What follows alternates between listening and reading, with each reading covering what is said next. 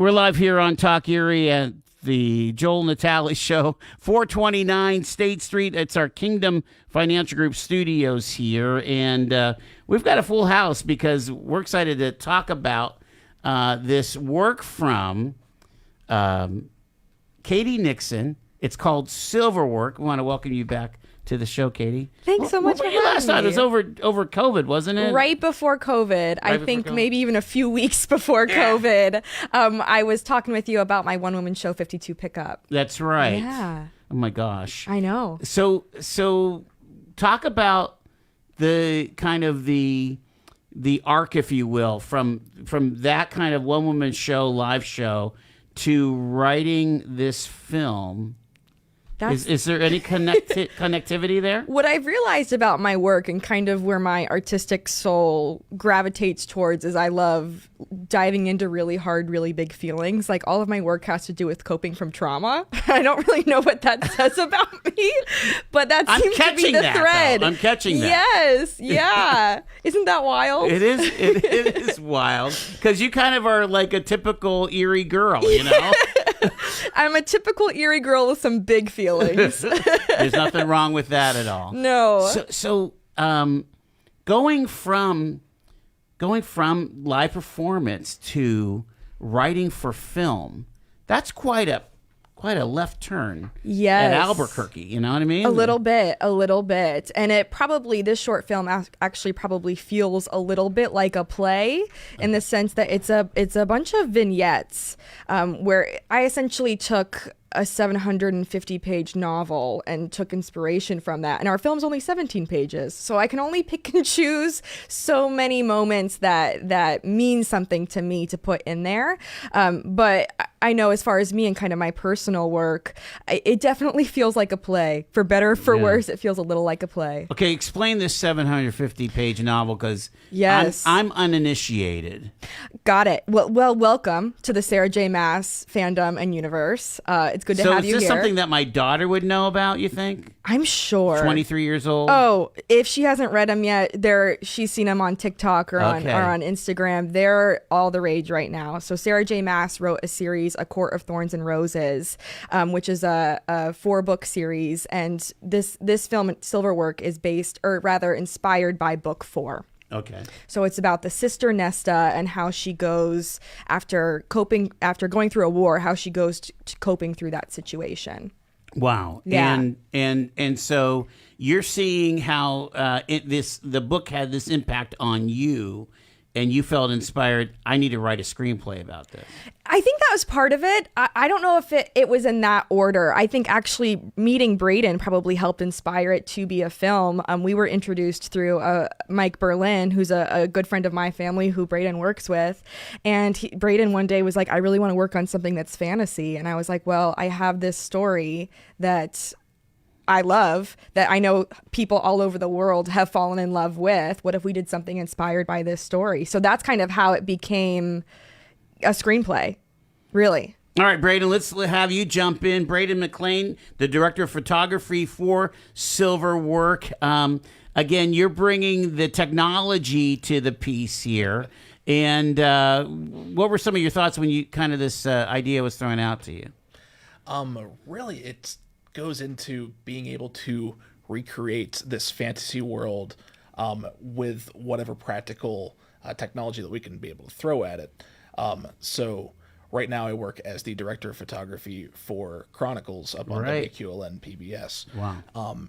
And using my experiences with those guys of being able to sit down and go all across this part of the state and see these areas that, oh, hey, this actually might coordinate really well into a fantasy setting. Like, yeah, if we frame out the electric lines in the background and look right here, hey, this actually could play. Yeah.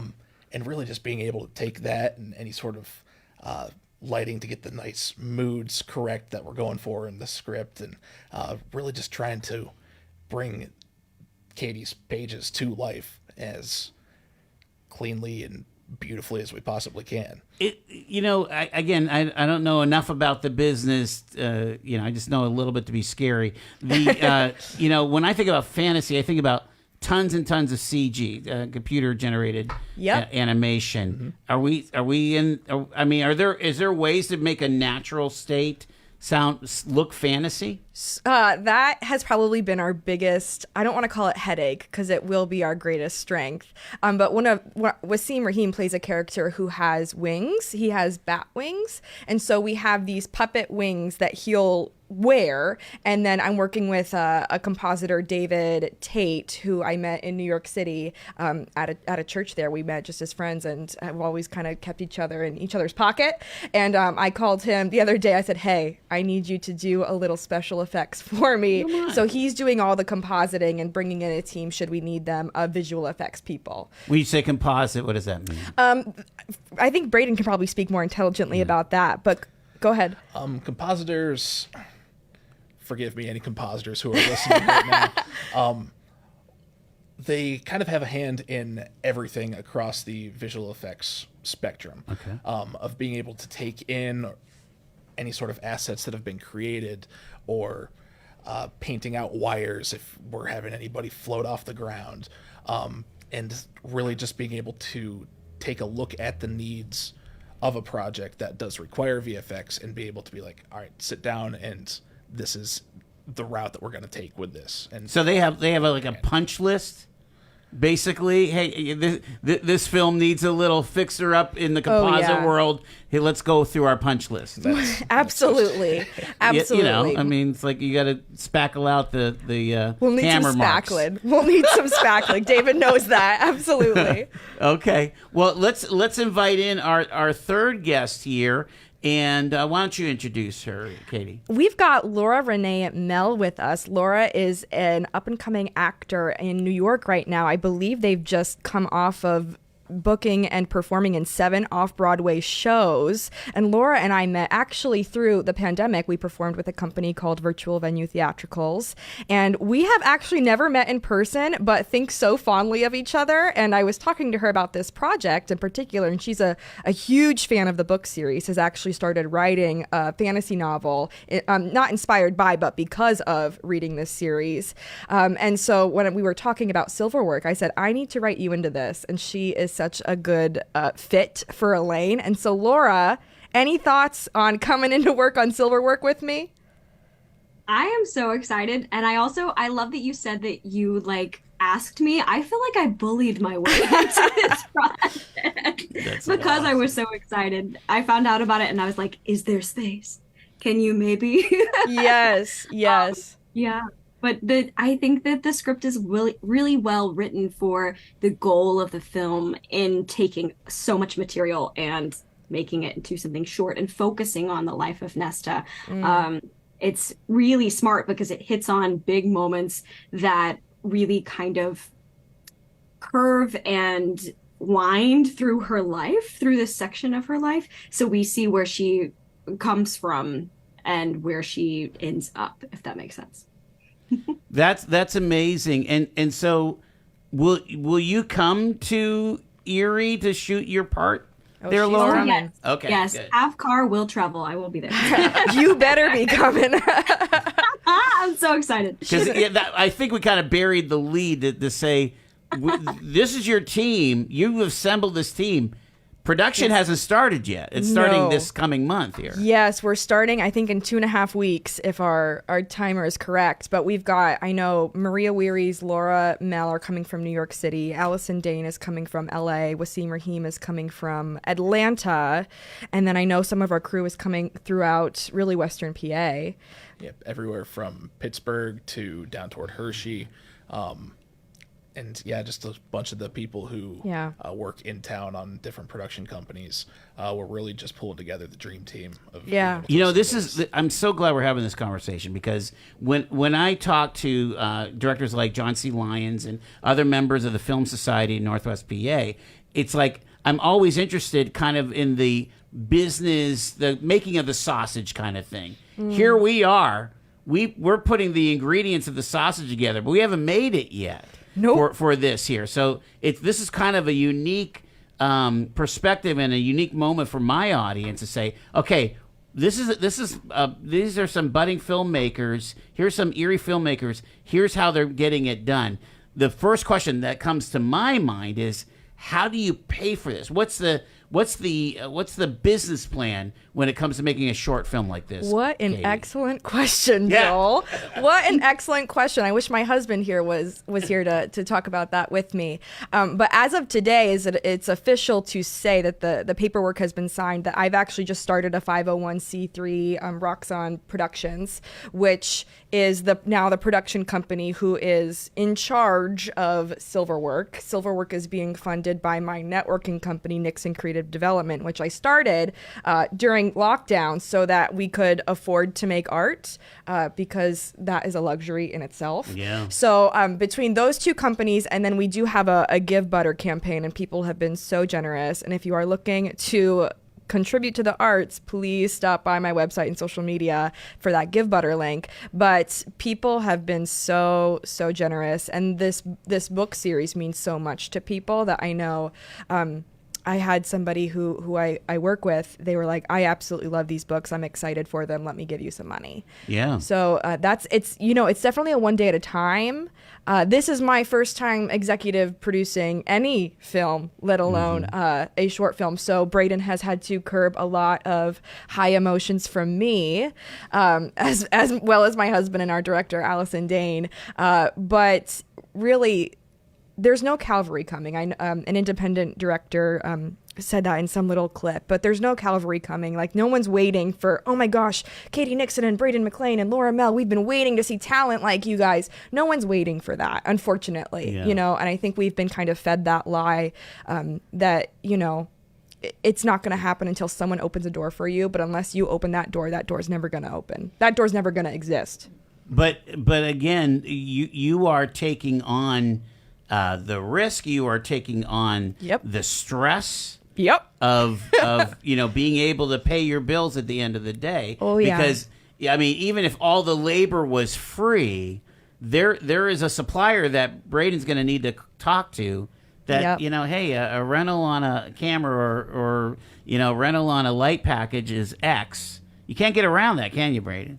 No, it really comes down to being able to speak with the right people who can loan equipment or loan some bits of their time, or really being able to help people and really being able to ultimately help us out with them generously donating themselves to bringing this project to life. Yeah. And that's one of the reasons I started the 501c3, is because grants. You have to really have to be a 501c3 to apply for grants. But that is going to be helpful in the future. That is going to be helpful in the very near future.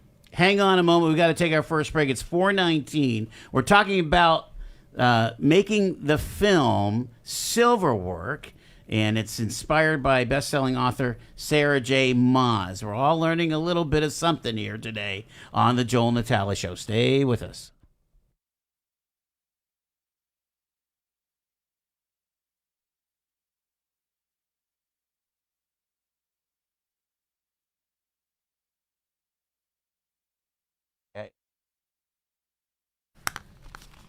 Laura, we still love you. We're just had a mute for the break.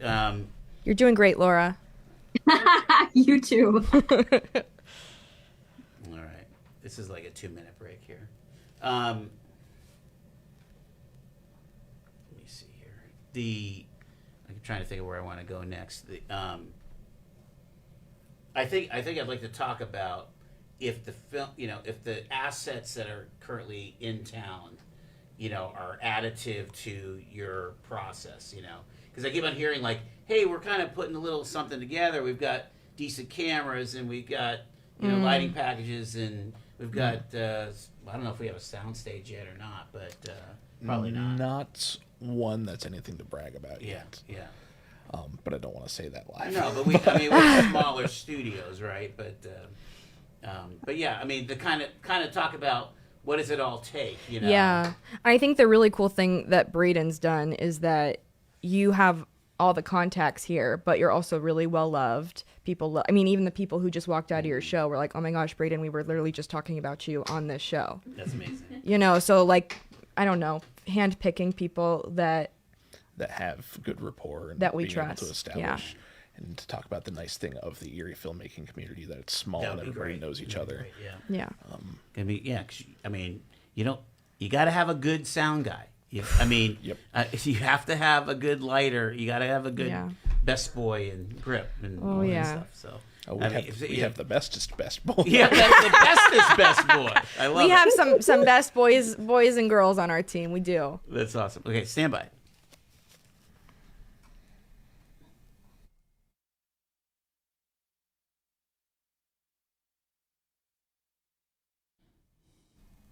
Boy, I do love talking about filmmaking when we get a chance here on the Joel Natalie Show. We're live from 429 at 422.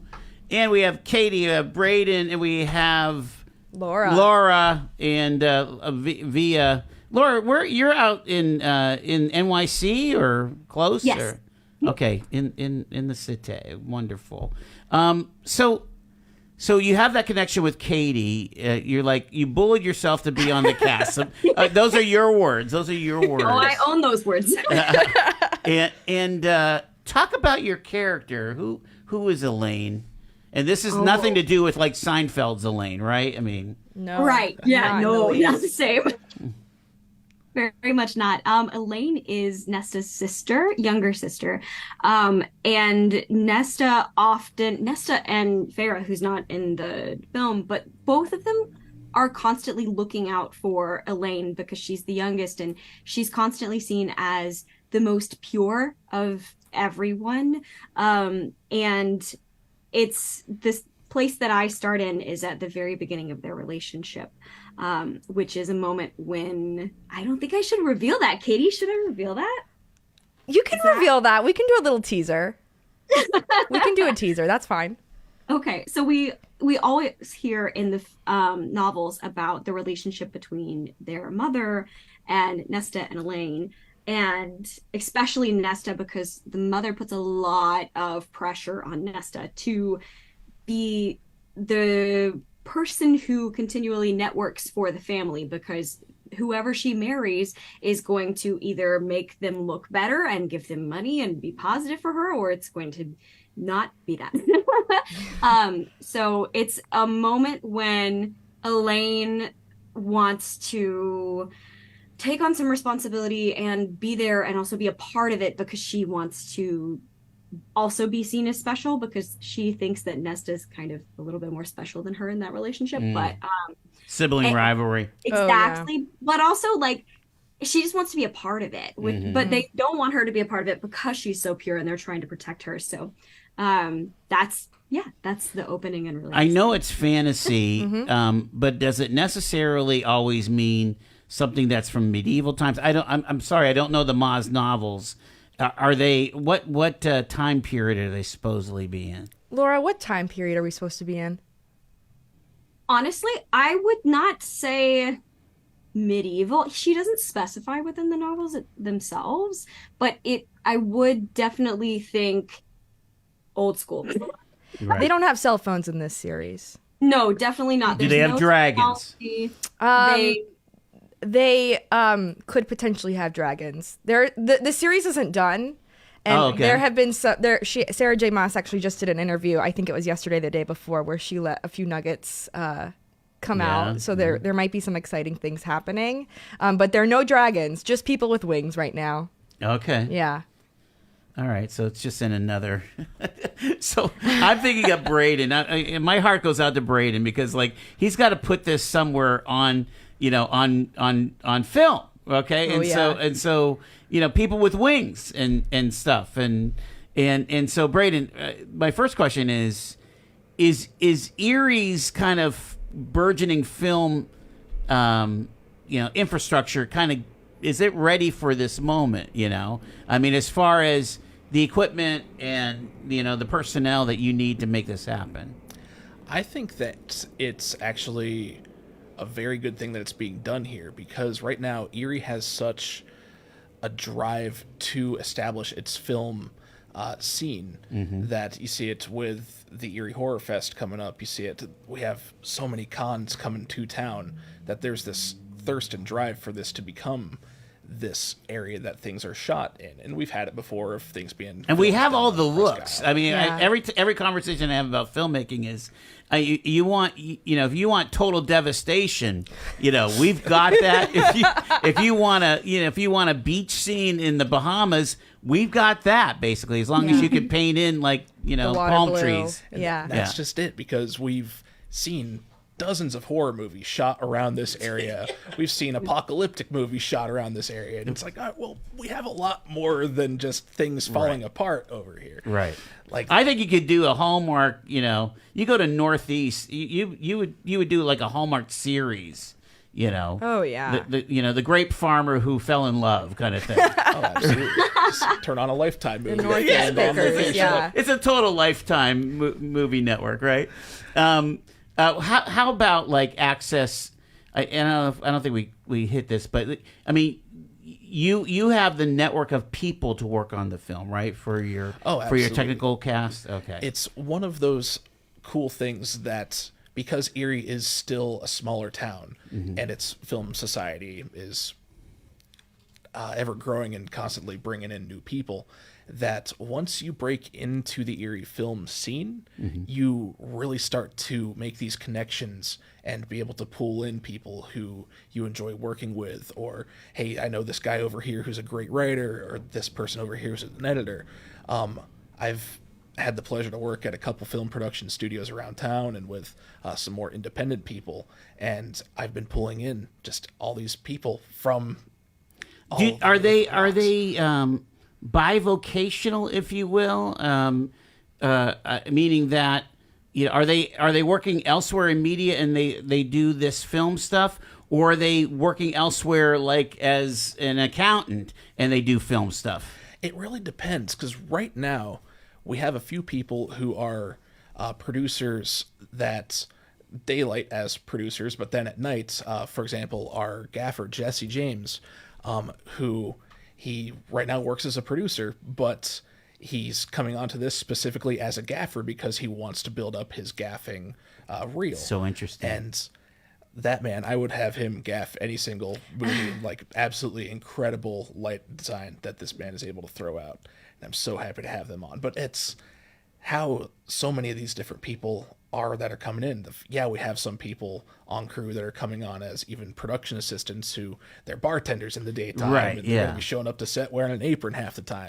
But they're coming in and they're passionate and they have the drive and the experience to be able to be an asset on our project and really help us in any way that their talents can help bring this thing to life. I think if people understand one thing from this conversation is there is positive momentum for more and more of this high-end production quality stuff that's coming out of Erie. Yes. In film and in cinema, in this genre. It's so cool to hear about. All right, we got to go to our bottom of the hour news break. I'm got a lot more questions for Katie Nixon and the rest of the crew here. Stay with us. We're talking about the upcoming production of Silverwork, based on the series A Court of Thorns and Roses. If you don't know about it, maybe your kid does.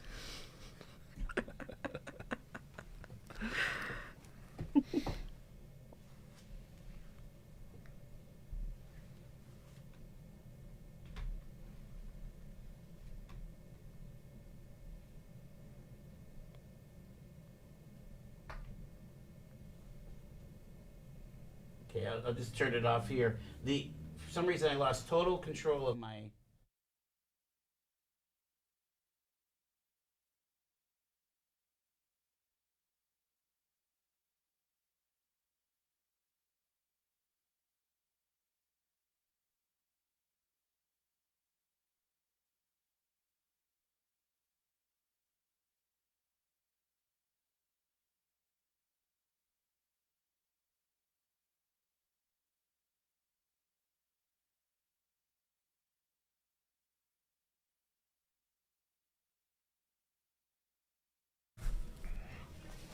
Laura, I feel like we got to keep you involved. So during our break. So Well, so I actually have to go. You have to go. Get Okay, out. that's fine. Yeah, I just had to 4:30. Available. You guys are perfect.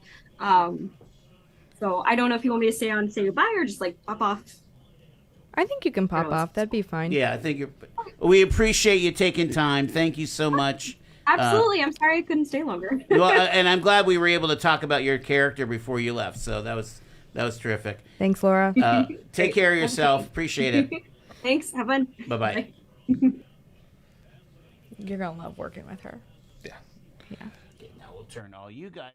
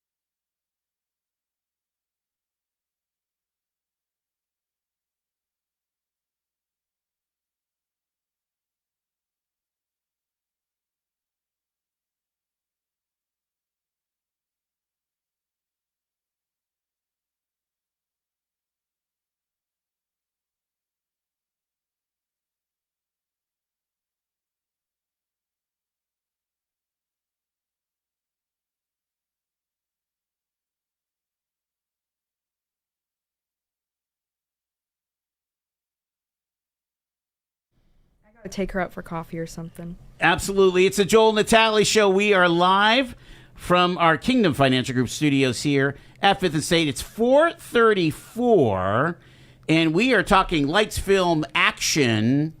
Check the gate, because Katie Nixon is in the house. And we've also got Brandon McClain. We had to say so long to Laura, who's out in the Big Apple there. So Katie, you wrote this. You're also performing as the kind of the primary daughter. Do you ring true with what Laura Meal was saying as far as the role of Nesta, and just kind of there's a lot on her plate, a lot of responsibility and pressure from the mother. Yeah, Nesta is everything Elaine is not. So if Elaine is pure and kind and wants to help, Nesta is angry and burdened and does not want to help. So that is a very fun dichotomy of having those two sisters. My goodness. I'm seeing these guys that are in here. I mean, who wears the wings? Wasim Raheem wears the wings. Just those will be coming. They should be arriving next week. He's kind of got a who's the Aragon. He's got an Aragon vibe to him. Oh yeah, Vito. Yeah, he's got a Vito vibe going. Yeah, and he's so like sweet and sensitive, and like just such a thoughtful artist too. And the character he plays is this really like he just wants to be loved, this guy. And so that's going to be absolutely perfect. Does this author that you're following here, does everybody kind of compare to Tolkien, or is that just an old folks thing for me? Or is it a comparison to who's it that writes the Game of Thrones, the George R. R. Martin. George, yeah. Yeah, I would say a lot of writers are going off of Lord of the Rings. You think? Yeah. Maybe not intentionally, but like everything, all art is inspired by other art. Well, yeah, and the idea that of setting up an entire, well, just like setting up an entire, alternate universe, Middle World Earth, building that of it. whole thing Yeah. that. The languages and the geography. Yeah, You are see, maps. Yeah, you see that in Game of Thrones. You see that in probably in this situation, right? Yes. That's one of the best things, to crack open a new novel and seeing a map in the front of it to know, like, oh, all right, Okay, here we here's go. where I'm Strap in. going. Yeah. Yes. The Shire. Anyway, so talk about some of what's going to keep you guys busy in the ramp up to the first day of production here, and are you trying to consolidate production while you have your crew around? Yeah, right now we are looking at a total of 5 days of shooting. Okay. Right now, our biggest challenge is being able to keep all of our actors that are coming in town from Atlanta, from Los Angeles, from New York City, and being able to get all of their scenes done while they are here. Because as we were talking about before, with trying to raise money and working with the budgets that we are presented with, it gets really, really hard to keep people for 2 weeks and be able to get all of the scenes done. Which, by the way, I think it's 6 days of production, not 5, but not that matters. It all blends together. All blends together. And we're very lucky that Allison Dane, right now, her JOB to fund her art is she works as a flight attendant. So she gets all of our flights covered for us. Oh, my. So that has been a big blessing. So, and kind of to go off of what Braden was saying before, as far as getting this team together that wants to be there, but also we're able to all help each other in our lanes, really. Mm-hmm. And she's the director, Yes. Allison, right?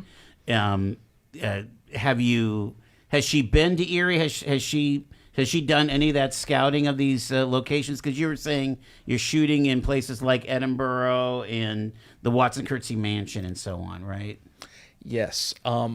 Allison, I do not believe, has ever been to Erie, No. Pennsylvania quite yet. Have you done She will be taking some pictures for her? Oh, Okay. there all the isn't time. an inch of this city that she hasn't been sent a picture of at this point. She's gonna show up and be like, "Oh, I've been here before." Right. But yeah, we're really fortunate to be able to be in this community that really wants to help us out and be able to get this film society really being able to branch out and butt out and be able to help us deliver this. Do you think that by making a major part of the setting at, let's say, the Watson Curtsey Mansion, you're almost pinpointing a time period of the Victorian or that Edwardian era? I think so, because it gives you that just distinct classic architecture. Right. That it's a blessing and a curse in and of itself, because Well, you got as to you're pick a walking time, through- right? Exactly. Yeah. I mean, they definitely, I just bought all the armor and it just all came in for the fight scenes that we have, because why not just have one fight scene when you can have two? You just go to Armors R Us or what? No. Braden's got half of it from Ren Fairs. I've got the other half that I've sourced from online. And then it's just been and my character, her part of her process in healing is she is in these really intense training sessions. So she's working out like a boss. And so I've been working out like a boss. So my arms aren't fitting some of the arm armor. So yeah, I'm getting too buff for some of the armor, so we got to work on that. But that's a tough problem. Tough Oh my problem. God. Really, really funny because literally after today's interview, I'm driving down to the Pennsylvania Renaissance Fair. So Are my you car is really? currently filled to the brim with armor and weapons and We've all got- this stuff. yeah, I've got and swords and I was machetes. specifically told that I should not wear any of it inside of the because the armor would just be jingling all over the place. Oh, that's fabulous. That's fabulous. So, again, key strategies going into the pre-shoot, and then the shooting days you think will be pretty extensive in order to get it all done. oh gosh, yeah, we're looking at some pretty intense days. Yeah, there's some intense ones. We've been able to conglomerate and be able to put scenes together that happen in either similar times of day or similar locations as to cut down on any adjustments for lighting. And anytime that we do need to make an adjustment, we've been able to really solidify the schedule for the day so that it's just as streamlined as possible. So that even though that we are cranking out anywhere between 12 and 20 shots a day, which would normally take 16 hours on pretty much any other set, especially with the amount of people that we have, because we're not rocking with a 60-man crew like you would see on any other feature.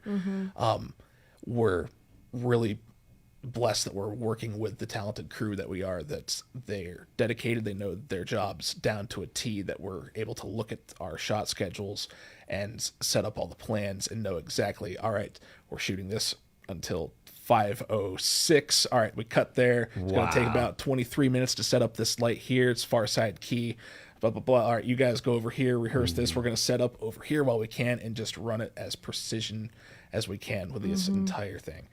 Talk about makeup. Are we talking any prosthetics? I mean, Yes. are you spending some time in the chair there? Yes, to all of that. Wow. Yes, to all of that. We have You're, fairies. you're not doing this the easy way, Katie. You know what? Probably do it, you 2 gotta do weeks it ago, right. I called Braden almost in tears, and I said, "Why did it have to be wings? Why did it have to be wings?" We have fairy ears that have all been painted by Georgia Capotis, who is essentially, she's in the cast as Emery. She works for the state government, and we met at Mercer's Prep together way back when. Wow. But she's essentially our arts person. So she's painted all the ears. She's doing all the hair because it's that fantasy world. We want it to look like Game of Thrones hair. Wow. So my first hair appointment took 3.5 hours, and that was only half of the looks. So we were actually supposed to do the rest of that tonight, but she's not feeling her greatest. So we're going to reschedule that for next week. And then we'll do the makeup trials with that. So my networking company works with a brand called Artistry, who has been the makeup for Sandra Bullock for New York Fashion Week for Miss America. So we're using those brands explicitly, number one, to help fund the film, but number two, because I know they'll show up and look good. All right, so we shoot this thing with with your high-powered crew under a very, very tight shooting schedule. Then we go to edit, right? All right, so talk about what that process might look like. The edit process comes down to the director and myself sifting through the footage, coming up with a rough cut. Will you use an colorist. editor? Will there be an actual editor, or will that be the two of you? Allison, I do believe, will. I believe that it's going to be, mainly Allison and myself. Anything we can do in home, in shop, we're doing it in home. Yeah. And again, what kind of assets will that be? Will that be Final Cut? Will that be Premiere Pro? Or is there another piece of equipment that you use for this stuff? I personally like Premiere Pro. Okay. I've been working recently with DaVinci Resolve, which is fine. It's the industry standard for coloring. And as much as people do love it, I've been learning Premiere for the past 12-ish years of my life. Right, So yeah. I have the Stockholm syndrome of Yeah. using Yeah. Adobe. But it's been a process of learning it, because right now I'm with WQLN Chronicles. Sure. I've been mainly working on DaVinci, so I am slowly learning to like that one just as much as Premiere, but I believe that we'll primarily be using DaVinci for this project. Gotcha. And what do you anticipate the edit taking? Like when are you wanting to have a deliverable? I guess.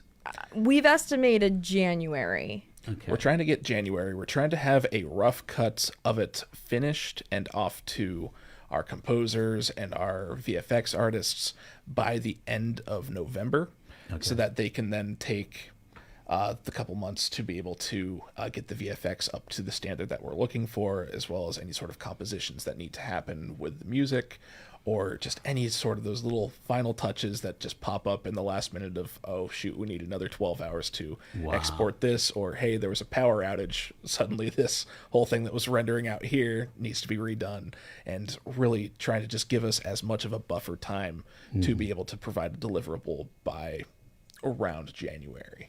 I didn't ask you about a score. It sounds like you might have a score. We might have a score. Ask me about that next week. Okay. Yeah. But you're thinking about like a music score. We're talking underneath, with a few different composers and kind of seeing... an original score. Yes. Is this no, seriously, is this typical for a short, you know? Around here, no. Which is kind of what we're trying to do, of trying to lift up the quality of projects coming out of here to So you're show pushing the people envelope. that yeah, we can be power players here too. Yeah. Joel, I don't do anything halfway. I know that, Katie, but now you convinced this whole other crew. Yeah, sorry. I mean, it's one thing to do a one-woman show, but now you've got a whole bunch of people caught in your web. Sorry. Sorry, team, for everybody listening. If you're part of the Silverwork creative cast and crew, I'm sorry. I'm so excited for you all, really. I mean, it's remarkable. I'm down to my last 5 minutes of our conversation with Katie Nixon and Braden McClain, talking about this project, Silverwork, which is directed by Allison Dane, a short film by Katie Nixon. Is this a trailer? Oh, this is your Give Butter. Okay, what the heck is Give Butter? It's essentially like a fundraising campaign, like a GoFundMe, similar. But it's for the arts more than likely, or I think I just picked it because it was the most inexpensive okay, one. Yeah. Real high standards here. Yep. I get it. And so you are looking for some help financially. Let's talk about that.